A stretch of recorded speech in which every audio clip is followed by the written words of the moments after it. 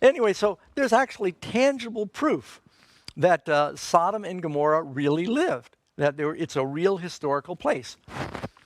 So when will the wicked be destroyed in hellfire? Answer, 2 Peter 2, verse 9, the Lord knows how to reserve the unjust unto the day of judgment to be punished. They're being reserved. And again, the word that I've spoken, the same will judge him in the last day. The Bible says nobody is burning in hell now. It's going to happen when the Lord comes following that judgment we just read there in Revelation chapter 20. After that great white throne judgment.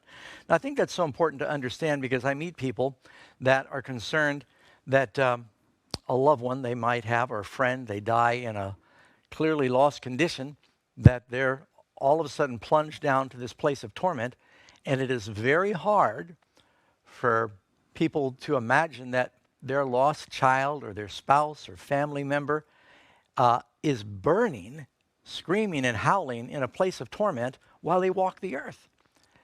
And I remember years ago I called a radio station because it was a Bible answer call-in program. And I was listening, and I was actually up in the hills, and all I had was a radio at the time. And people were calling and asking Bible questions, and this college student called in. She said, I'd like to believe in Jesus, but I have a hard time thinking I could ever love a God that would take the objects of his creation that are all kind of prone to sin, and if they don't live godly lives, that he's going to then plunge them in fire and brimstone through ceaseless ages for the penalty of one short lifetime. And the commentator said, well, who are we to question God? He's God, he gets to do what he wants. I think it was a very good answer. But then a mother called, and I'll never forget this. I could hear the anguish in her voice. She said, brother, talking to the man who was answering the questions, she said, my son died a few weeks ago in a tragic car accident. He died instantly. He struck a tree. He was drinking. He was not professing Christ or living a Christian life. I just have to know, is he burning in hell now? And the host tried to dodge the question directly because he could see that was going to be very tough on her. But finally, she pressed him. He said, according to the Bible, if he died and he was not saved, he is going to be in hell and he'll be burning there forever. And you could hear the lady kind of choke when she hung up the phone. And I got so exercised over that I hopped in my car and I drove 20 miles to the nearest telephone. This is when I lived in the hills and there was no cell phone service back then. I didn't have a telephone.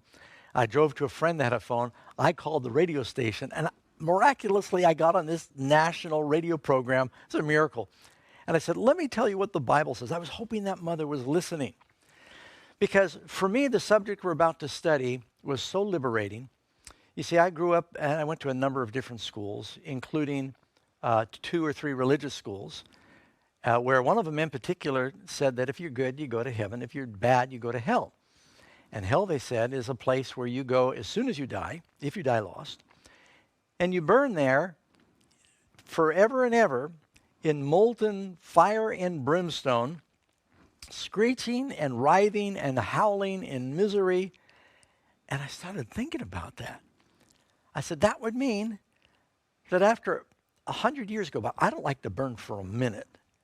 And I couldn't imagine burning for an hour. And then how horrific to think of a person burning for 100 years and knowing that was going to be their existence through eternity. Burning, burning, burning. Never any relief. A few years ago, we saw something awful on the news. Actually, it wasn't shown on the news. It was reported in the news that the ISIS had captured a downed Jordanian pilot. And instead of beheading him, they put him inside a cage. And while they videotaped, they doused him with some flammable liquid, and then they set him on fire and taped it. And I didn't watch it, just the thought of it made me shudder. And everybody in the news and even in the church said what monsters they were for doing something like that. And yet, there are Christians that think this is what the Bible says God is going to do with lost children. So before you change the channel, let me tell you, I do believe there's a lake of fire. I do believe the Bible teaches there's a hell. I do not believe the Bible says anybody is burning there now. We just read you 2 verses. Let me give you another one. You know, Jesus tells the parable of the wheat and the tares. It says when the Lord comes, he's going to separate the weeds from the good wheat. And the weeds, they'll be gathered in bundles and burned. And the tares, the good wheat, it's gathered into the barn. So when does this happen? Matthew 13:40. Jesus said, as therefore the tares are gathered and burned in the fire, so will it be in the end of this world. The Son of Man shall send forth his angels, and they will gather them that do iniquity, and they will cast them into a furnace of fire. When does it say that's going to happen? It says the end of the world. Hasn't happened yet. So nobody's burning in hell now. If the wicked who have